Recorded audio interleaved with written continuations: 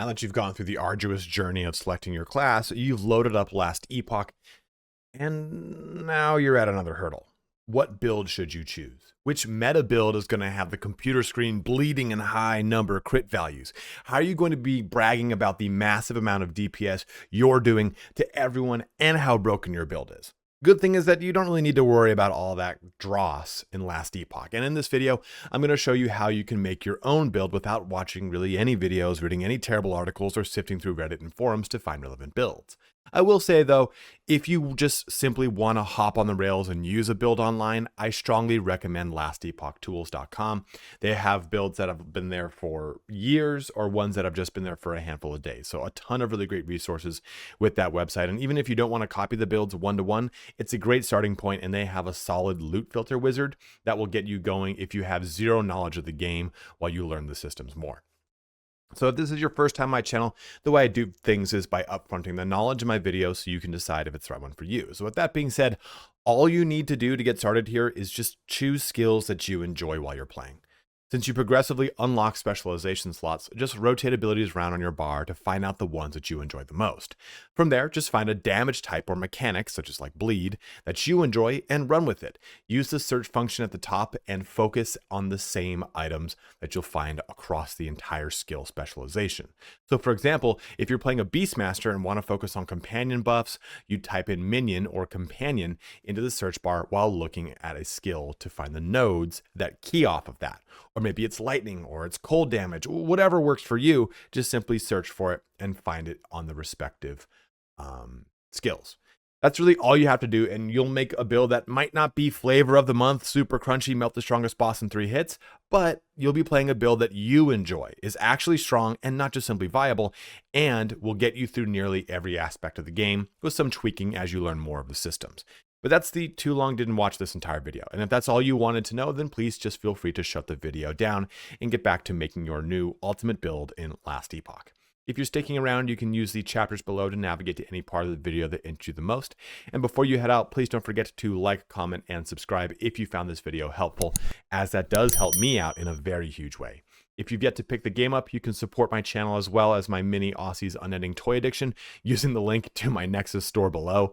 You'll get a Steam key and I'll get a commission that greatly helps his toy problem. Let's get started here on my build guide to Last Epoch.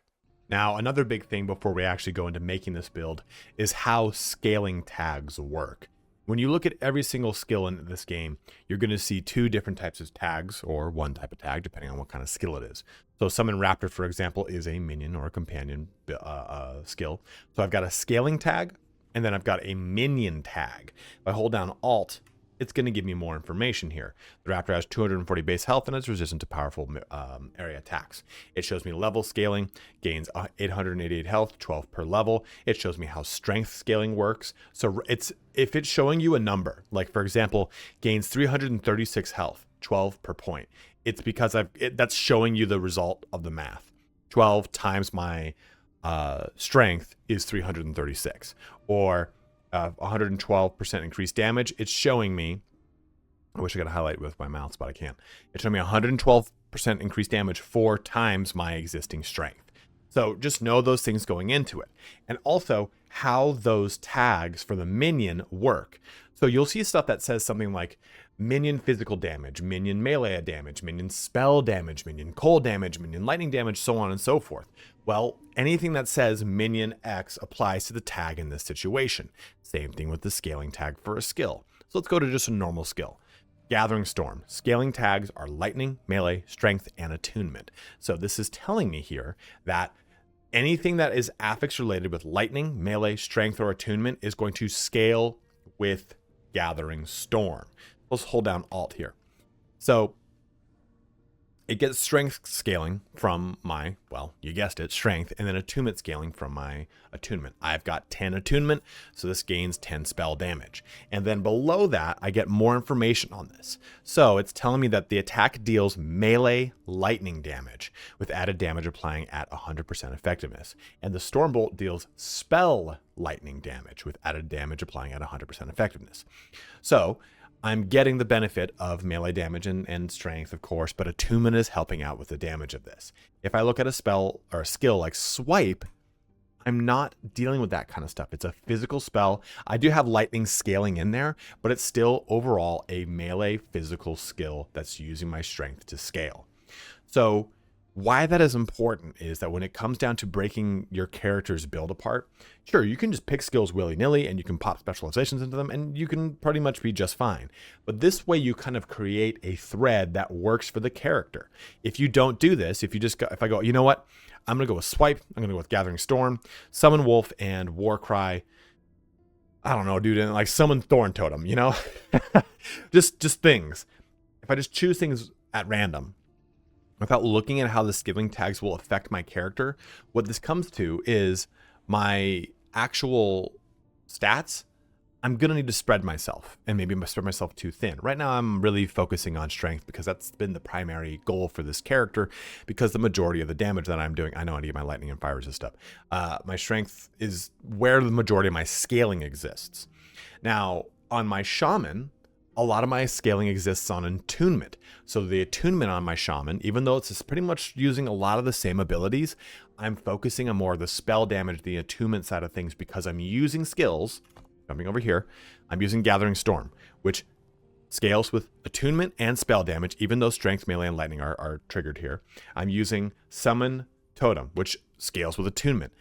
Storm Totem. I'm using Summon Thorn Totem, which scales with attunement. I'm using Maelstrom, which, hey, you guessed it, it scales with attunement, but it's also a spell. So I'm getting all this information here with the attunement scaling.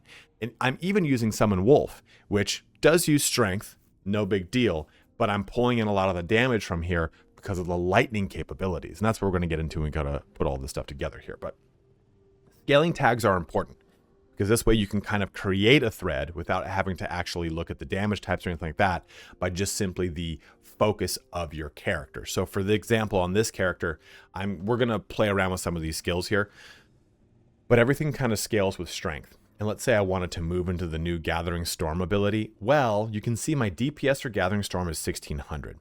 Swipe is specialized with tons of stuff into it at 6,000. And it's because I have so much more strength and things invested into strength scaling within the skill that I'm really going to focus on that over maybe an attunement skill where I need to retool myself a little bit more. That little last part maybe gets a little convoluted, but what I'm saying is, again, focus on a stat, focus on the type of scaling that matches across your skills or ways that you can convert it. Like this right here for Gathering Storm. Gathering Storm deals additional spell damage per 3 melee damage on your equipped axe or mace. So this is going to allow me to do more spell damage by just simply the virtue of having a weapon equipped, specifically a melee weapon that is an axe or a mace. So use these things to your advantage when it comes to building out these builds. But let's now go through how I would maybe change or enhance my build. Now that we've gone over a lot of those things, let's put all this together and make a build. I had originally done this in game, but I found that it was just too much of me like hovering over things. So I'm going to go ahead and press skills on, this is Last Epoch tools, and this will run very similar to the way it does in the game. I'll point out any differences if there are any. Again, remember that we're trying to look for those overlapping little things here, right? So what I'm going to go with is Summon Wolf. Press this, Summon Wolf. I'm going to go over here. I'm going to do Fury Leap, Warcry, and I'm going to do Frenzy Totem. I'm basically going to rebuild my character that you've seen now, and Swipe. Those are going to be my primary damage focus abilities. Now, why I've gone with Swipe has to all do with kind of how I've gone about my passives. Now, I've built out the passives that I have on my character right now, but just to quickly go over why I have these passives, and this is not necessarily a build guide in that you can duplicate my build, and you're more than welcome to if you'd like. It's more me talking about why I've chosen the skills I've chosen because of the passives that set it up. And that's kind of something that I want you to look at too when you're thinking about your skills and your passives. So if I come back to my base, just my primalist, I'm focusing on my minions. I want a lot of wolves around me at all times. So we're going to do Gift of the Wilderness, increase my wolves' health. I want to increase my health too, and that'll go over to my wolves. Those are all great things. I want to increase my melee damage and a minion melee damage as well. So all those things are being increased right here. And this, again, just goes over to my wolves. Now, what you're going to notice in this game, which is different than a lot of ARPGs or World of Warcraft talent systems or just a lot of things in general, usually it's like it's one or none. I'm sorry, it's all or none, right? You don't usually put a couple points here and there unless it's like part of a joining tree or you just running out of points. What you'll notice in Last Epoch is it's very common for builds only to invest small amounts of points, especially in skills, just to get certain abilities online. Take Hunter's Emanation, for example. Increased minion damage, granted. Awesome, but the big thing is Hunter's Restoration also heals your minions, does not scale with points allocated. That's the important thing, and that's why there's some abilities here that you'll see okay, totems are immune to poison damage. Great. Maybe I want that feature. I just need to put 1 point of the 5 into it. So you'll see that there's going to be a lot of those instances. And sometimes these passives will say things like, hey, let's allocate X amount of points to get a bonus. And this is more prevalent in Mage than it is maybe in the Primalist, or I think the Sentinel gets a couple of those. I don't know if the Primalist gets any that I can think of off the top of my head. Yeah, it might be because the Primalist is due for I think a rework for its base class. I'm not really sure 100%, but there was some mutterings about that. Now coming into my master, of course, I'm focusing further on my companions as well as my physical damage. So that means strength. Strength is going to scale with my physical damage abilities. I've got this for melee damage increase, but really it's just to open up some nodes. This for some melee damage, leeching as health. This to increase your melee attack damage, but now Aspect of the Shark is granted on melee attack. And anytime you see these abilities here that are underlined, in this builder I can't show you, but online in the actual game, if you don't know what that means, hold down Alt and it will typically pop out another tooltip that will show you what is being added, like Stormbolt, for example, on Gathering Storm for Primus. Holding down Alt will show me more. Or, now I'm granted Aspect of the Boar, and Aspect of the Boar lasts longer. It's a melee attack, a buff that reduces damage taken as well. This is going to increase that damage reduction. This is going to give me armor now for when I've got the Boar, or maybe that's not the one, armor, this is the one, whatever one does that. But reduces damage taken. I get more strength. Now I get more physical damage. My minions get more physical damage. This one over here increased my crit strike chance, but casting companion abilities grants Aspect of the Lynx. So now just using my Aspect abilities gives me Aspect of the Lynx. Or this one gives me more companions. This one over here is crit multiplier, and it gives more stuff from Aspect of the Lynx, so on and so forth. And just to kind of, again, illustrate why we've chosen all these passives for all the skills that we've now talked about. So back into our skills, let's take a look over here at our Summon Wolf skill, right? And we have some ways to go. And I'm not talking about how I would approach this from a level 1 perspective. I'm just trying to approach this from how can I make this minion better? And of course, you can break all that down of how you'd progress through this from level 1 onward, and that's going to be up to you and so on and so forth. But let's take a look at some of the just adjoining nodes, right? We've got these 4. Okay, wolves deal more damage. Wolves have more health. Wolves have additional dodge chance, or wolves have increased attack and move speed. And what we want to do is kind of choose a destination. And what I want to choose is this one right here, Pack Hunters. You have an additional wolf active at once, and you can have an additional companion active at once. The extra wolf counts towards your companion limit. Well, you know what? That's going to be my big focus first. Let's go ahead and put a point here and another point here to unlock this next node. And you know what? I like this one too. Melee damage is increased, stun chance is increased, attack speed is a little bit slower, but we can fix that with another node later, right? Let's go ahead and drop that one as well. And I'm actually going to do this. Wolves have a chance to howl on kill. Howl, I don't think it's going to show me if I do this button. Yeah, it won't. Well, you have a maximum number of wolves. The ability is replaced with howl. Wolf counts as a companion. Does it show me what howl does here? Well, basically, howl is going to give me increase to my damage. And there's a lot of fun things where I can actually have howl heal me. So if I type in howl here, we can see all the nodes that are going to help out with howl. And this is an example too of something does not scale with points allocated. It just needs 1 point to bonus triple if howled recently, stuff like that, blah, blah, blah, blah, blah. But again, my point here is that, okay, we want to take a look at howl. Let's just put a point here to unlock that. Maybe we'd go ahead and drop an extra one in here. So now they've got a 20% chance on kill to howl. And you know what? We can also do this for Wolves Howl to grant haste for a short duration. But you can see how you can kind of really easily get pulled off in a direction that's far from your destination. So we're going to stop right there. Let's go back to this, Tundra Seekers. Now, wolves deal cold damage. Why I like that is that this is going to allow us to have wolves that will then slow things down, because we're going to go over here to Winterborn. Wolves have a chance to chill enemies on hit. So now my wolves do physical damage, sure, but now they also do the added benefit of doing cold damage, and they can chill things, which will then slow things down. Remember, all elements will do cold does chill, fire does ignite, which is a damage over time, chill is a slow, and then lightning will do shock, which is I believe a stun chance. And we're going to go ahead and pick up Pack Hunters. So we've now have 10 points left, and we've made a pretty good headway into the skill. We can think about other skills in line here, but I'm just going to stick with Summon Wolf so that we don't get too far ahead of ourselves. We took this thing that reduced our attack speed, so let's kind of counteract that, right? And let's go ahead and put 3 points here at minimum. And you know what? We'll put another point in. I like having some more attack speed and move speed.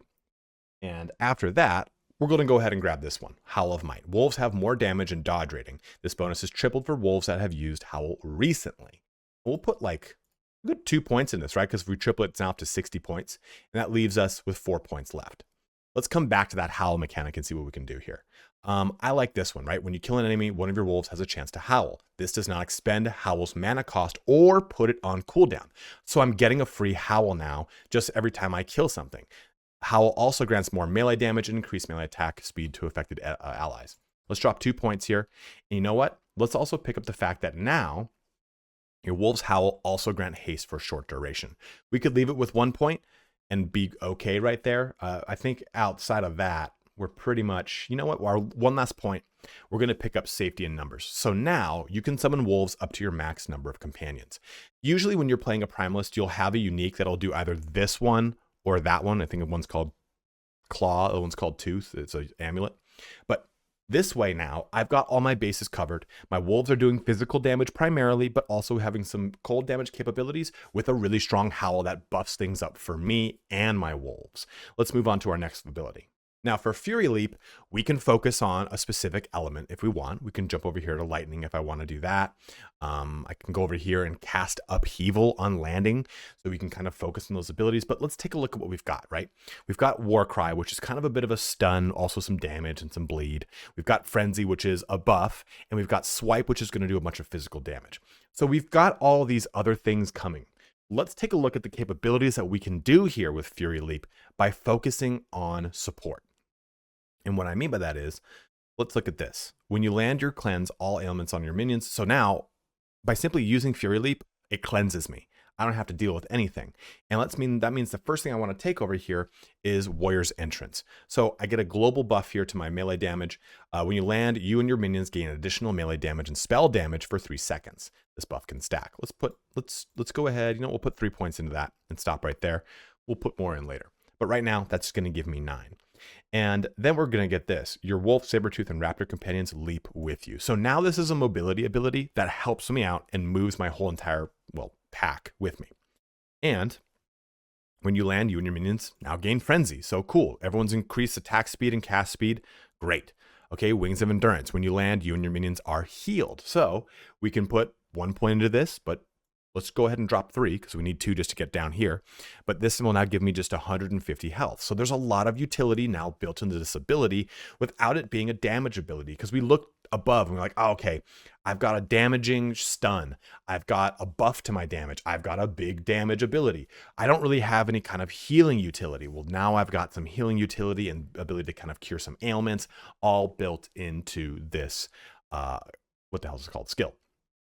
You know what? Let's go ahead and finish off Warrior's Entrance. Let's pop some abilities here. Fury Leap, that Fury Leap. Fury Leap deals more damage and has a shorter cooldown. Okay, well that sounds great all the way around.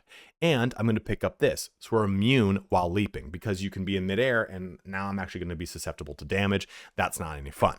So I've got 4 points and I can spread those out how I want. We can go over here so that your Fury Leaps...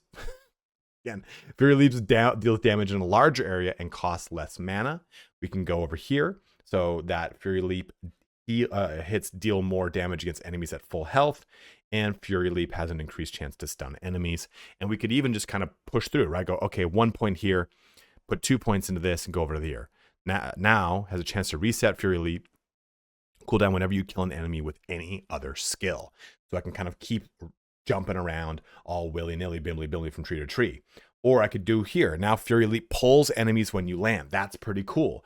But you know, I don't like this too much, and I'm not going for a poison build, so let's skip this down here. You know what? Let's do this. Let's just drop these 4 points right into that, and now we've got it. Oh, never mind. I kind of like this. Let's do that. We'll split the difference here. So now we do Health Leech. Whenever you hit things, there's more damage, and Fury's Leap deals damage in a larger area and costs less mana. I like that all the way around. It's even different than how my character. But what if I want to pull skills out of this? What if I said, you know what? I don't really want to have these 2 points here. Remember, you can simply despecialize or respec a skill. When you respec a skill, this is not like a normal game where you right click and you've got the points back. It's not like that. What's going to happen is every time you right click, you are de-leveling the skill, and you have the chance to level the skill back up and use those skill points again. So just keep that in mind when you are going through this process, that if you want to respec anything, it's going to take time to do it. It's not like that. It's not a snap of the fingers and you're good to go. So let's go ahead and move on over to Warcry. And let's make this one a little bit quicker than our previous two, because now we've got a pretty cool summon. We've got a little bit of a utility here, but with Warcry, we can jump into even more utility, but also give us a lot of really cool, fun stuff. So let's go ahead and take a look at this stuff. So now, no longer than stunning things, we freeze them. And the damage from this is now, instead of physical, it's cold damage. That's not going to change the scaling, because we still are going to have plenty of ways to do physical damage with our swipe, but it's nice to now have the capability to, well, freeze things or cause frostbite, all these great abilities. So let's go ahead and we'll drop 1 point up here. You know what? I'm going to increase the rarity to this, because I want this to have the ability to reach things rather than it just being really high and tight and I have to hope that it hits them. Plus 60% is going to be nice for me. So now we're stunning things. And we're going to go down here. So enemies frozen by Warcry take increased damage. Okay, well, I can really jump into this. You and your allies affected by Warcry deal increased cold damage. Well, remember, my wolves do cold damage. And now we're all the way over here. You and your cold minions affected by Warcry gain increased crit and additional chill chance for 4 seconds. As an example, if you take the Tundra Stalkers on your Summon Wolf tree, if it would gain these cold tag and be considered a cold minion, blah, blah, blah, blah. So we already have a cold minion. Bringer of Winter is going to couple with that capability, right? So we have some synergy with cold in this predominantly physical build. And now that we've gone that kind of route, let's jump down over here and get Juggernaut. So now we're invulnerable for a second after we use Warcry. This is going to give us some healing. This is now going to heal allies with Breath of a Terror, or it has a chance of them, I believe.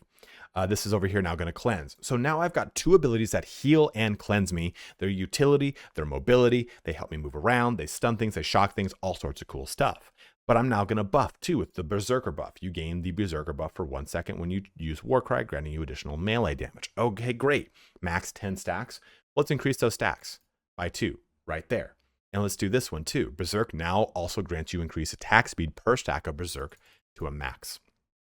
So we have all this great capability here. We've got 2 points left.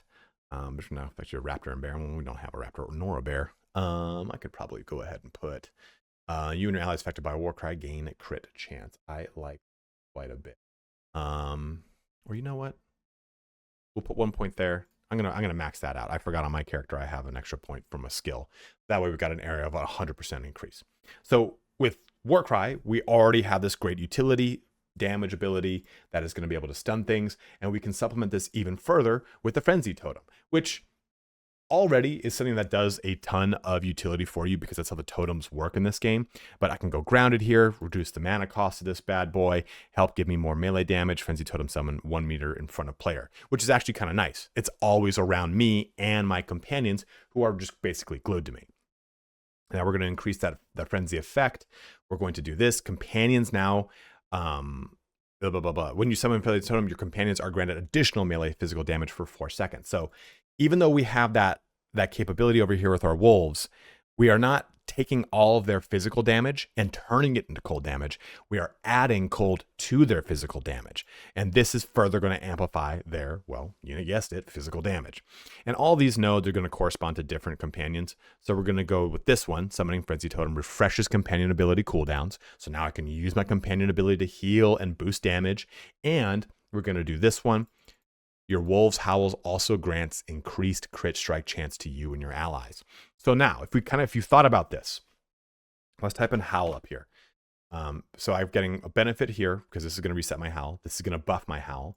We go back to here. This is going to give me damage and dodge rating from Howl. Bonus tripled if howled recently. This is going to give me haste. This is going to make it so Howl happens on a kill chance. And now Howl can happen on its own without me even pressing the ability. It's a whole different one. Howl melee damage, Howl melee attack speed. So you see how we've layered these things together. I saw, you know what, Howl, let's try and take another point for Howl here. Let's do this for Howl, blah, blah, blah. That's what I mean of like basically trying to lean into the direction of things to create a common thread throughout the build. And we'll just put this last point here. Frenzy lasts longer and has more health. Our last ability here is going to be Swipe. Now, Swipe can, again, splinter off into a bunch of different directions. I have Howl typed in here so I can see all the way over here. When you use Swipe and hit at least one enemy, your nearest companion uses its companion ability and is restored to full health. So I can go ahead and jump down further this direction, and we can make a really cool situation with our companions. Swipe deals significantly more damage and slows enemies, but also has a cooldown, and kind of work in reverse here. Okay, damage and area increase. That's great because it's already an area of effect ability. We got this, so it's got a kill threshold, will auto kill things. That's really great. Hit damage and health leech. Okay, well, you know what? Let's put 2 points here, and let's go ahead and put 2 points here. Let's get that kind of turned on. You know what? Screw it. We'll pop a 3rd point in, and we'll grab this and grab that. So now our Howl has a whole bunch of stuff that's happening, and now we can have a chance for Swipe just to trigger it automatically on top of the wolves killing things. And we've got this: when you attack with Swipe and hit at least one enemy, you call forth a spirit wolf from each of your summoned wolves. So we can go ahead and do that. But guess what? We got that later on over here too. So I type in spirit, you can see that there's going to be 2 abilities here. Lupine Attunement, when you attack, blah, blah, blah, blah. We just saw this. Wolves on a hit. This, when you attack with Swipe and hit at least one enemy, you have a chance to call forth a spirit wolf from each of your summoned wolves. So you know what? I'm actually looking at these 2. I see some overlap. And this is a guarantee. This is a chance. And, you know, I'd rather spend the point further somewhere else in the tree. So let's actually take that point out. And let's go back over here. This is going to give me bleed chance. We're going to go ahead and just turn on 1 point of that. And I can go down here into lightning, but I haven't been focusing on that for this build. But what I have been focusing on is my aspects. So when you attack with Swipe and hit at least one enemy, you gain a stack of Aspect of the Panther. And we're going to go ahead and drop 4 points into this. And we're then going to turn on this for that Spirit Wolf capability. We're going to put 1 point here now. So while you have Aspect of the Panther, you have increased attack speed. And we're going to do this. Aspect of the Panther can have more stacks, and each stack grants you additional melee damage. So you see how we've kind of taken these existing bonuses and we've really amplified them, right? We've pursued Aspect of the Panther and made it really good. Each stack of Aspect of the Panther lasts longer and grants increased health regen. And this, if you have a Saber-Tooth Tiger, it will turn on if you've got it. So now across all my skills, I have these really cool abilities that trigger Howl for my wolves. I have my Leap, which is a really great utility ability that will move my wolves with me. I've got this War Cry, which can which can freeze things and also give me tons of Frenzy, and Frenzy Totem, which can give me tons of Frenzy and increase all the damage of my wolves. And now my wolves have an increased crit strike whenever they howl. And now my Swipe is going to cause things to howl for me. All of this stuff that overlaps by just simply taking threads and just joining them together. And at that, it brings our video here to a close.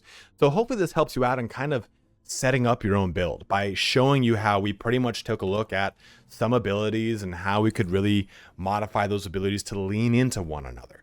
Now, you can say that the majority of this build is built off of the Summon Wolf, and it is because this was originally an old build based off of the Squirrel helmet. There's a helmet that Primalist get that turns all your wolves into squirrels.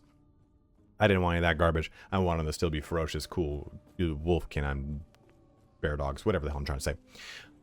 But this build hinges upon wolves, howls, physical damage, and then all the benefits that we get from strength and stuff like that.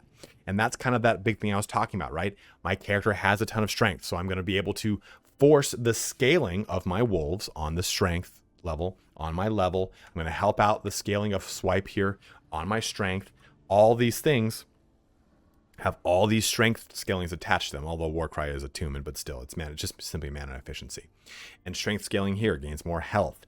So this is what I mean by taking a look at your character stats, trying to have those character stats fall in line with the scaling you have in mind, and then having your skills fall in line with a lot of the damage types, the mechanics, the specific type of character you want to play. Like, I want to really use my wolves. So that's what the fuck I've done.